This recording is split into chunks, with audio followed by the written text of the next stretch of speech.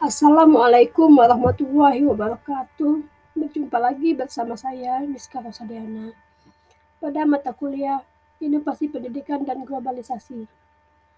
Pada kesempatan ini, saya akan membahas tentang inovasi pendidikan dengan kegiatan mentoring pendidikan agama Islam. Dalam inovasi pendidikan dengan kegiatan mentoring pendidikan agama Islam, ada beberapa cara untuk meningkatkan kualitas pendidikan agama Islam, di mana yaitu dengan pemanfaatan teknologi.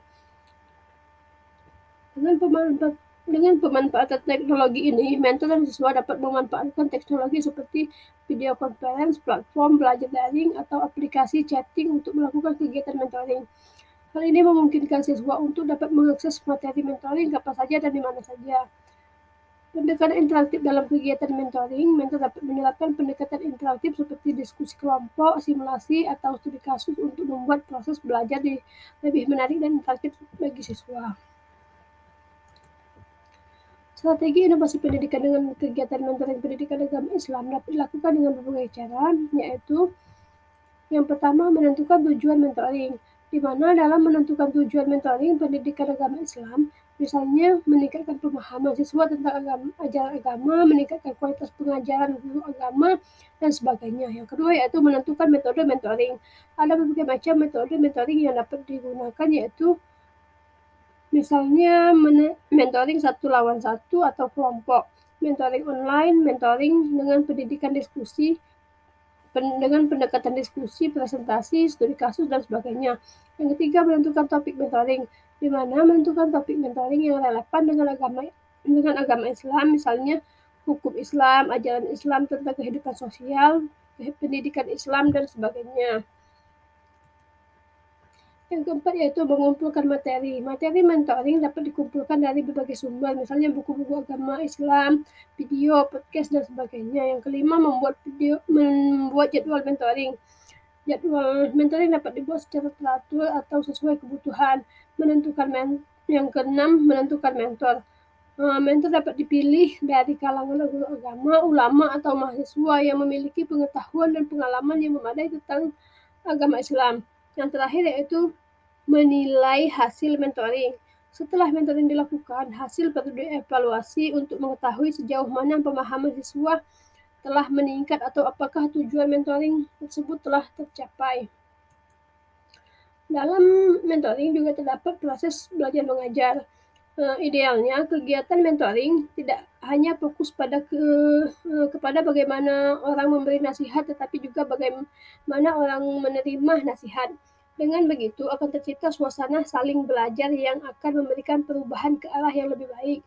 Keterampilan interpersonal dari kelompok kecil tidak secara magis muncul ketika dibutuhkan. Siswa harus diajari keterampilan sosial untuk bekerja secara efektif dan dimotivasi untuk menerapkan keterampilan tersebut dalam kelompok-kelompok kooperatif agar terwujud suasana yang produktif. Maka dari itu, mentoring juga mendidik kita untuk kepada pementor. Kepercayaan inilah yang menjadi kunci kesuksesan kita mengikuti mentoring. Ketika seseorang telah percaya kepada pemimpin kita, maka hal itu yang akan mengantarkan kita menuju puncak kesuksesan dunia akhirat. Dengan mentoring seseorang yang dulunya biasa-biasa saja ternyata mampu berprestasi spektakuler, tetapi ada syarat untuk menuju yaitu dengan rutin. Adapun dasar dari mentoring untuk pendidik atau guru, salah satunya yaitu memberikan bimbingan dan arahan dari penyuluhan anak didik menemui kesulitan dalam mengembangkan potensinya. Hal ini karena pelajar adalah sebagai iron stock atau cadangan masa depan, serta agent of change, generasi pengganti. Dengan pembinaan akhlak dan keislaman adalah kunci sukses suatu negara, di mana Rasulullah adalah sosok edukator yang terkadang memberi model pembelajaran dengan memberikan arahan, bimbingan, dan nasihat, di mana banyak sekali pelajaran yang dapat diambil dari arahan, bimbingan, dan nasihat dari orasi-orasi ilmiah beliau. Sebagaimana dalam hadis beliau diriwayatkan dari Ibnu Abbas radhiyallahu anhu, pada suatu hari Rasulullah keluar disertai Bilal. Dia menghampiri sekelompok perempuan yang berpikir bahwa mereka tidak dapat mendengar pembicaraannya. Maka Nabi Shallallahu Alaihi Wasallam memberi mereka nasihat dan perintah mengeluarkan sedekah. Mendengar hal itu, sekelompok perempuan itu mulai memberi sedekah, sebagian mendermakan anting-antingnya, sebagian menyedekahkan cincin-cincinnya, dan Bilal mengumpulkannya dengan ujung pakaiannya. Hadis riwayat Ibnu Abbas radhiyallahu anhu. Dan juga bimbingan orang tua terhadap anaknya atau guru kepada peserta didiknya dilakukan dengan cara memberi alasan, penjelasan, pengarahan, dan diskusi. Bisa juga dilakukan dengan teguran, mencari tahu penyebab masalah, dan kritikan sehingga tingkah laku anak berubah. Bimbingan lebih merupakan kepada suatu proses pemberian bantuan yang terus-menerus dan sistematis dari pembimbing kepada yang dibimbing agar tercapai kemandirian dalam pemahaman diri, pengarahan diri, dan perwujudan diri dalam mencapai tingkat perkembangan dan optimal dan penyesuaian diri dengan lingkungan. Bimbingan dan arahan dan latihan dilakukan secara bertahap dengan melihat kemampuan yang dimiliki anak untuk kemudian ditingkatkan perlahan-lahan. Bimbingan dapat berupa lisan, latihan, dan keterampilan.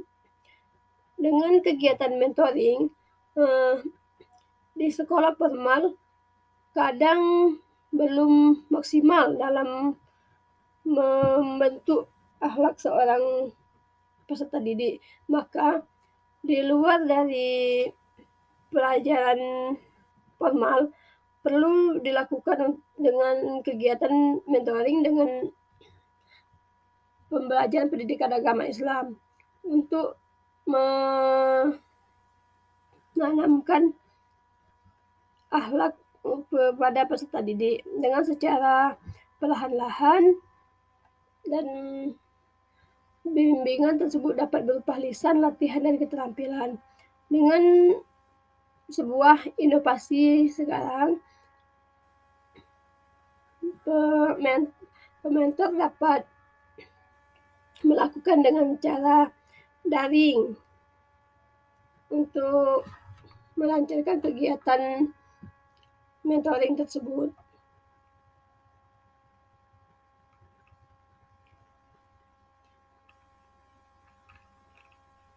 Adapun tujuan dari mentoring yaitu pembentukan keyakinan dan akhlak Islami, di mana perkembangan murid sekolah dasar meliputi aspek-aspek fisik, kecerdasan emosi, sosial, dan kepribadian. Hal itulah yang harus ditangkap oleh para dakwah sekolah agar secepat mungkin mereka dikenalkan dengan nilai Islam dan dibina. Yang kedua yaitu pembentukan kepribadian dai dan amal jama'i. Melalui pembentukan amal jama'i ini, sesuatu yang berat akan terasa ringan. Indahnya ukhuwah akan dirasakan dengan amal jama'i, akan membuat hidup kita lebih hidup.